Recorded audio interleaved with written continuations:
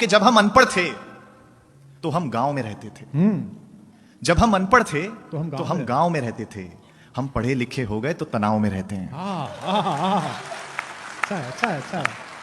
जब हम अनपढ़ थे तो हम गांव में तो रहते अंधेरे में रहते थे। बिजली नहीं होती थी उस वक्त, महसूस करेगा अगली पंक्ति पर। जब हम अनपढ़ थे तो अंधेरे में रहते थे। हम पढ़े लिखे हो गए तो लोगों को अंधेरे में रखने लग गए।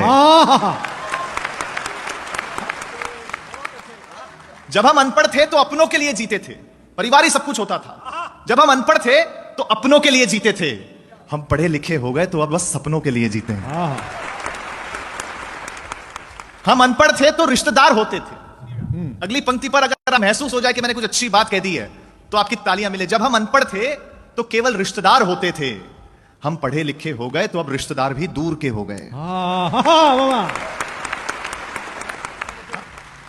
जब हम अनपढ़ थे तो पैसा घर के एक मुखिया के पास होता था और सब सुखी होते थे। हम पढ़े लिखे हो गए तो आज पैसा सबके पास है लेकिन सुखी। जब हम अनपढ़ थे तो परिवार ही बैंक बैलेंस हुआ करता था।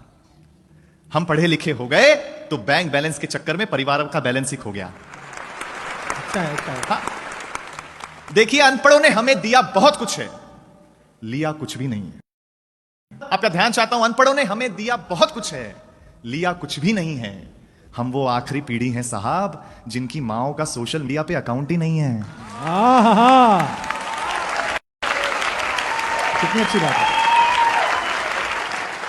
अंतिम दो पंक्तियां कह करके आपसे विदा चाहता हूं। आपको लगे अगर रोहित शर्मा ने अच्छी ओपनिंग कर दी हो तो मुझे तालियों से विदा कर देना कि जहां हर इंसान भोला है, मन का सच्चा है, दिल साफ है।